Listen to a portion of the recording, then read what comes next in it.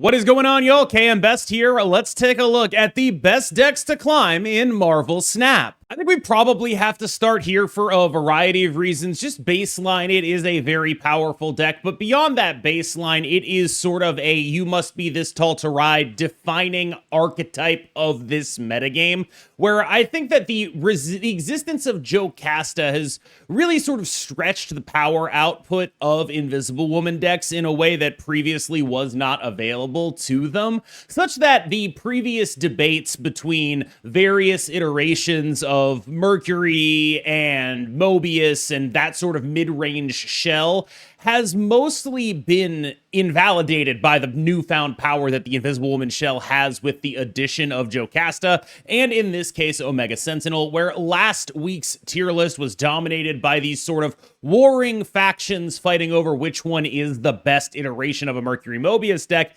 It's now at the point where I'm not even clear that this deck needs to be a Mercury Mobius deck, and instead could lean a lot further in to just being a full stats deck as seen here. You'd think that this kind of archetype being near the top of a metagame would generate a sort of reaction to it. A lot of people playing Lady Deathstrike, a lot of people playing Killmonger, but largely those archetypes have not found their legs, or I should say the supporting cast for those archetypes is letting them down.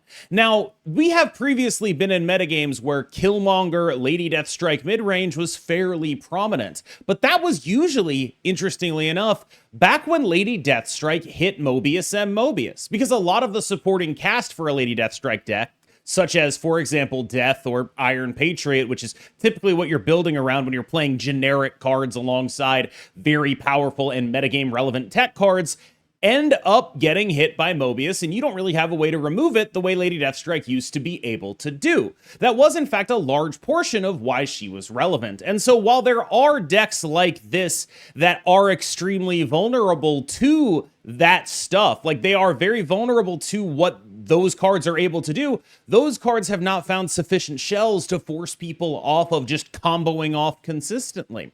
And that is really the interesting thing about this metagame to me, is that to me, I would expect there to be the kind of mid-range deck that we've had in the past that beats up this stuff, but it hasn't really materialized in a meaningful way just yet. And I'm not necessarily sure that it will, because in a few days, a bunch of really new and interesting cards come out, and it might not even be worth teching against this stuff anymore as its play rate drops.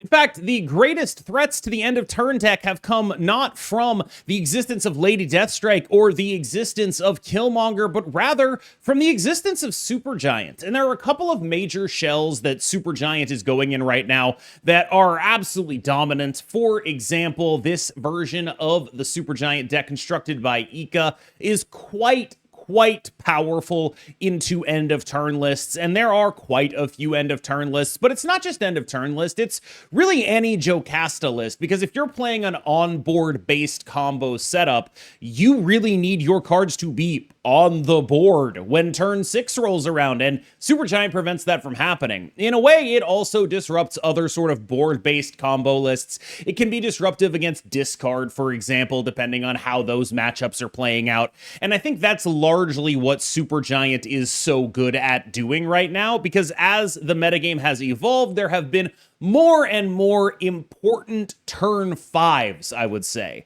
And it used to be turn 5s was like, oh, well, I'll play my Sarah here. But now you have people playing Think First Steps, not gonna do anything if it's face down, for example, or setting up a Prodigy combo that won't do anything if it's face down, and that gives this kind of mid-range deck a lot of salience. This is the kind of mid-range deck that I would be wanting to play, you know, the Killmonger and the Lady Deathstrike in, but you don't need to do that because you just win the matchup the other way. And it's not just the matchup against end of turn, although obviously SuGiant is unbelievably good against end of turn stuff. It's the matchup against a lot of board-based combo. I've even gone this far in my Monte list, and I think it's maybe a very reasonable concern here because this is the kind of card, SuGiant, that can just give you random scam wins, and that's really what Monte is about right now. It's about those random scam wins. You not only have your Cosmic Ghost Rider as an answer to those onboard combos, you also have SuGiant as an answer to them as well. You get just a ton of ability to do really dumb stuff. It increases the power of things like your general power output of being able to just put more cards down on the board that are bigger than your opponents because they're not really able to understand what those things are. Now, where I think that I diverge from most people on Monte is I have more mid-game and early game in there, where I think a lot of other people are going for like additional blobs, get the Eliath back in there. And I want to get Eliath back in here in a world where I am trying very hard to play SuGiant, but I just don't know what I'm supposed to cut to make it happen. And I feel like right now maybe it's Juggernaut, and I hate the idea of cutting Juggernaut because I like free wins. I like them a lot. And so you end up with a deck that is like maneuvering its way around the metagame, and because other things are keeping the combos in check, you end up with a deck that is very reasonably positioned as long as it's able to pull off some sort of ridiculous scam. Another SuGiant list is Hela. One thing you'll notice is that as decks have become more about that onboard combo, as Jocasta has entered the metagame that is the sort of Mobius Mercury space, it has almost entirely removed Stardust from that space. And you could blame the 1-point nerf, but I think it's a lot more about the increased efficiency in terms of point allocation. When your opponent's backup plan is 5 Omega Sentinel procs, you're playing a 4-6, you feel pretty stupid. It's just really that straightforward. Even if it was a 4-7, you'd still be feeling pretty stupid. And so I think that is largely the thing that is pushing on this metagame right now, which is you can very easily play a deck like this, have an easy answer to the one kind of combo deck that's really going to go over the top of you, understand that the other combo decks are going to be policed by various other Mobius and Mercury things, and just play what the metagame is. Take what the defense gives you, so to speak. When you're playing a deck like this, you look around at the wider part of the metagame, you say, what combo is the metagame allowing me to do?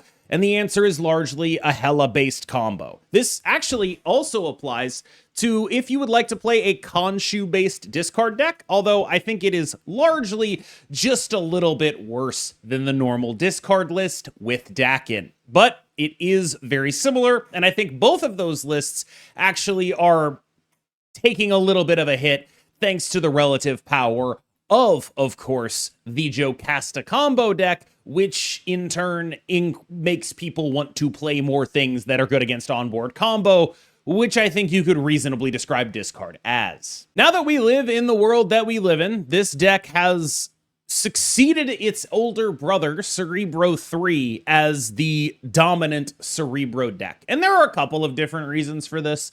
The baseline is it's always been a little bit better than Cerebro 3 at just doing the numbers, but in exchange, it's always been worse at like having answers to certain locations. There are locations in this deck that are really bad for you. You don't even have the option to run something like a Valkyrie in case one of those 10 power monsters shows up somewhere, and that's fine, and you just have to accept it. That's what happens when you play Cerebro.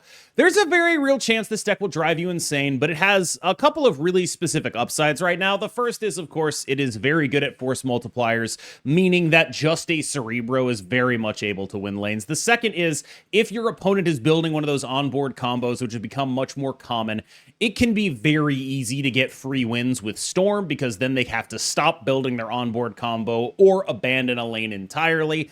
And of course, the third is that you just have a lot of really big numbers. You also have two very specific and powerful tech cards. Mercury, in case you run into move decks, which are generally the kind of thing that can go over the top of your numbers, and Shadow King, in case you run into move decks, which are generally the kind of thing that can go over the top of your numbers. Having both of those in your deck means that this deck is in a very powerful position with not a lot of obvious counterplay to it, other than making larger numbers, which is actually quite hard to do given the amount of force multiplication available to the list. Last time Invisible Woman First Steps decks were incredibly popular, they were pretty all in, and this deck won the Golden Gauntlet in the hands of Fox, and I think it might be a good way to do that now as well.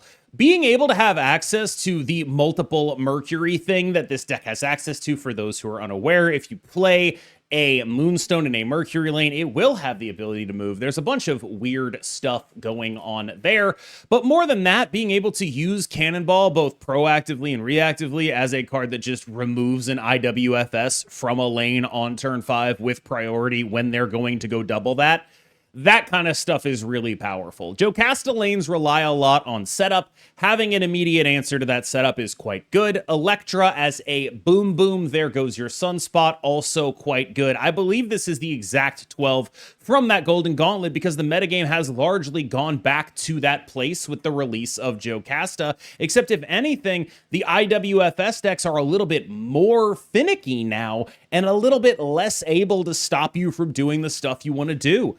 This deck does work, and I think that it can really do some unique and powerful things in the context of this metagame. Another SuGiant list, this one comes from Derek, I believe, a Sauron SuGiant list. Couple of good things going on here. The first is, you have SuGiant, you're just going to beat up a lot of the stuff in this metagame just by having SuGiant. And then you rely on the existence of that other stuff to really make sure that nobody plays Mr. Negative, nobody plays the stuff that really beats you.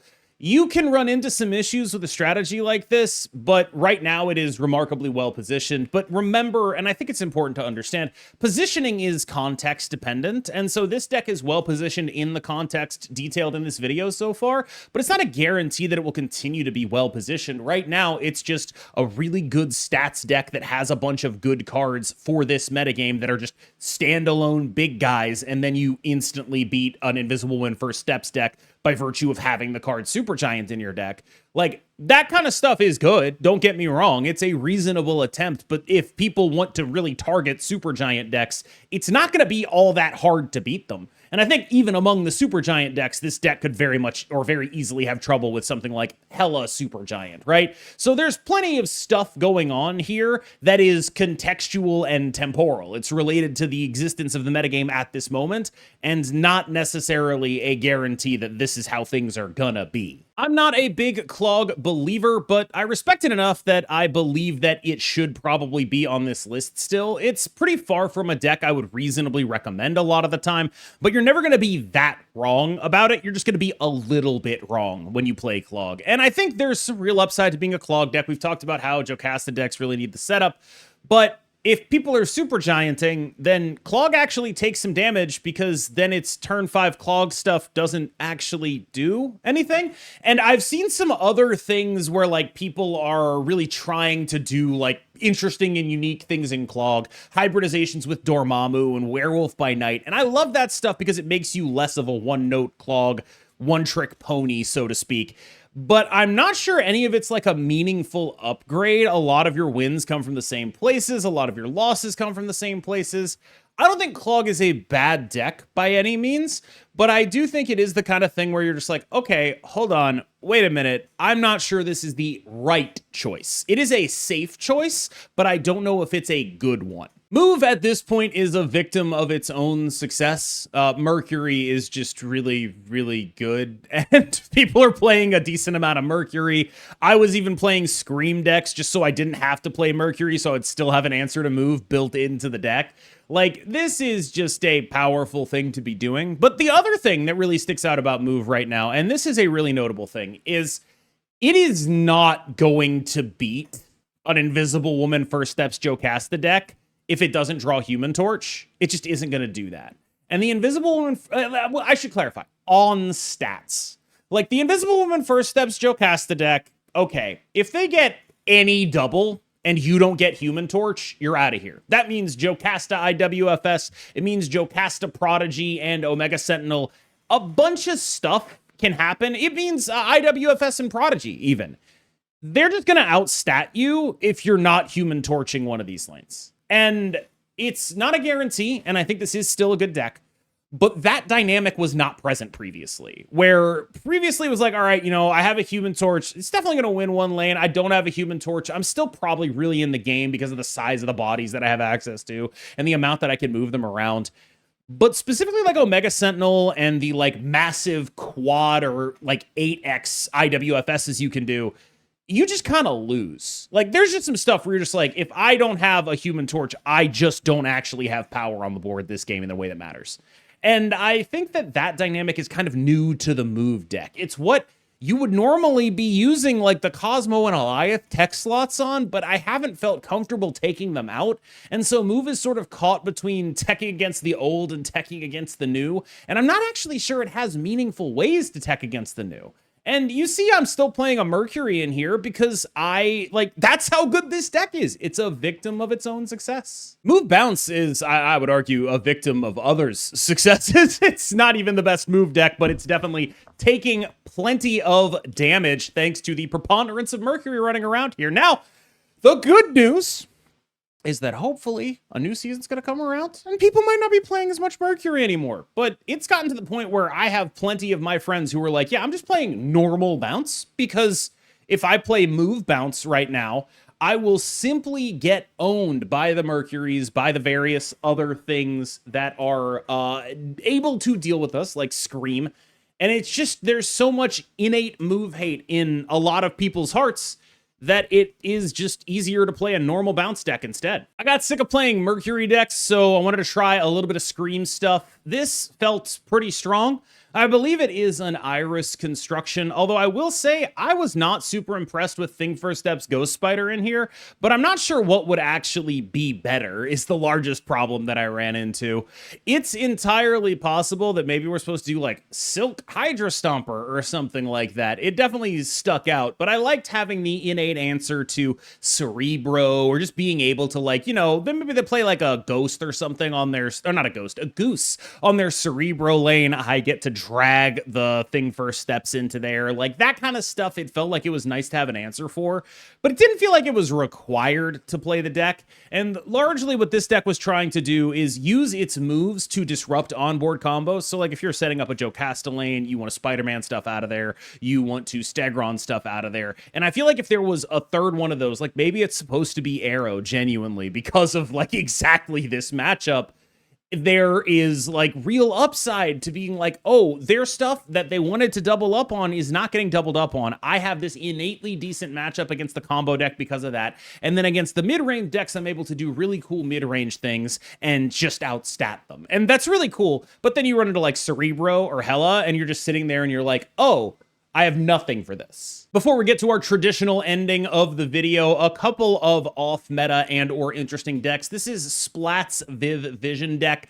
It's probably the best Viv Vision deck I've played. I think it's like quite solid. You'll run into some issues with energy expenditure. Like, this has enough 4s in it that you want to play on the final turn of the game that you really feel the lack of 2s when you aren't wickening. But after you've wickened, this deck is amazing. And when you wicken, like, you are doing really strong stuff. You, of course, have a 5 or a 5 and a 3 on 8 potentially, or a 4 and a 4, or a 4 and a 3 on 7, etc. You see where this is going, right? Like, it lacks flexibility, but the power genuinely is there, and I was fairly impressed with it if you wanted to play a buff style of deck right now with Viv Vision. I like it more than Surfer, I'll say that much. This is gonna sound really stupid, and that's because it is, but Galactus is a weirdly good answer to all this sort of onboard crap that's happening right now.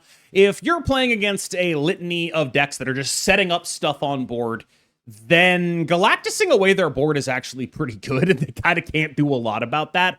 This is the list that Butt and a few others at High Infinite have been playing. I do not swear by it, but I do think it's worth pointing out the actual upside of Galactus in this context. I think a lot of the time people look at Galactus and they're just like, I want to play Galactus because it's fun. But there are genuine meta considerations that can influence how good this card is relative to other things. It's not a coincidence, I think, that people are reviving the old Ultron Galactus deck right now. It's because Galactus itself is actually relatively well positioned against the deck that is looking to set up an onboard combo and play in that lane until the very final turn of the game a lot of the time. Victoria Hand is just flat out good. It's one of the few decks that can really afford to play Shadow King instead of Mercury, which gives it some additional cube equity against these sort of combo-y style move decks. It's also just kind of a decent card generally. Just a flat out good deck that might be the single safest pick in the entire metagame right now.